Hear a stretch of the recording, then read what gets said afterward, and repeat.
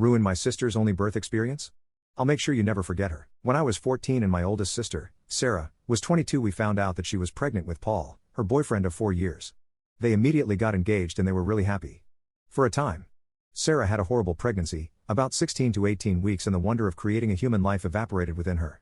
She developed hyperemesis, which if you don't know is really bad morning sickness. She was constantly in pain, she developed gestational diabetes, and just all around hated the experience. Around this time Paul, the then fiancé, started getting sick of the complaining. I believe the argument was, your body is built to do this, it can't be that bad.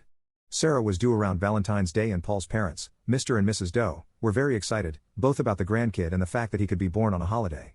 She was very against that and really hoped that her son wouldn't be born on a holiday, even one as small as Valentine's Day. Her birthday sometimes falls on Easter and she hates it, because it might make him feel that his day isn't very much about him. Well, Mrs. Doe says something like, well, if you name him Valentine or Valentino then that'll make the day even more special to him. Again, my sister hated the idea. She thought it was tacky, he'd be bullied for it, and just really didn't like the name Valentino. Paul loved it, but agreed to go with a more average name like Daniel or Jared. Fast forward to February and she was ready to get this over with. Sarah had officially been put on bed rest because while standing or walking her blood pressure took unexpected spikes and dips. I look back now and goodness do I feel bad for her. She was doing her best to avoid giving birth on Valentine's Day because, again, she didn't want him born on a holiday. Unfortunately, births happen when they happen and that baby was going to come on Valentine's Day whether she wanted him to or not. I remember waiting out in the waiting room with my dad, brothers, and Paul, who couldn't stand to be in the delivery room because it was gross. I was so mad that he could have gone in but wouldn't because he thought my sister was gross while giving birth, whereas I had to stay outside because I was too young to go in with my mom and other sister. Dad went home with the youngest 2 brothers while the oldest, Zeke, stayed to watch me because I refused to leave. 16 hours after Sarah went into labor, my little nephew was officially part of the family on the evening of Valentine's Day. Unfortunately, Sarah was not okay.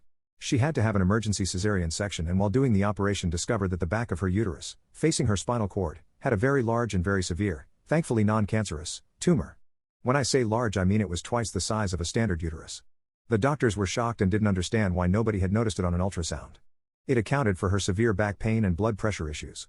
The doctors immediately went in for more surgery to remove the tumor, but sadly ended up having to perform a full hysterectomy. This meant that my nephew would be Sarah's only child. Now while Sarah was in for surgery, Paul was taking care of everything baby related to make sure his son was okay. In my 14-year-old self's memory I remember him being suitably distraught, but I didn't really pay him much mind and spent my time in the waiting room with my mother and other sister. Zeke, however, wanted to be a good future brother-in-law and make sure that Paul was okay. He found Paul filling out the baby paperwork on his own looking, in my brother's words, like he had not a single worry in his mind. Zeke asked why Paul didn't wait for Sarah to fill out the paperwork as she should have been out of surgery within the hour, and Paul said that he just wanted her to get her rest and heal. That checked out with Zeke, as he was 16 and didn't know any better at the time. Now I know what you're probably thinking.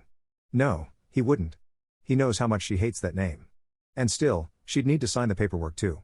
My fellow peoples of Reddit, I regret to inform you that Paul forged Sarah's signature on the paperwork and waited until she was out of surgery to hand said paperwork over. My sweet nephew, who was born on Valentine's Day, was named Valentino on his first official birth certificate. I still to this day don't know why Paul and his family were so insistent about the name. He had even picked out a different one with my sister. And before you ask, no, he was never brought up on forgery charges because his parents were witnesses to her signing the papers, even though they only got there at the last minute. So Sarah dumped him and got her son's name changed a month later. She was willing to do split custody with him because that's her son's father and she wants the kid to know him, but Paul vanished and she never heard anything back, which seemed weirdly out of character to us. Until a mutual friend on Facebook was tagged in his wedding pictures 6 months later. Paul had apparently started cheating on her not long after she got pregnant. Sarah was livid but there wasn't much she could do, so she filed for child support and continued to live her best life. Until 6 years later.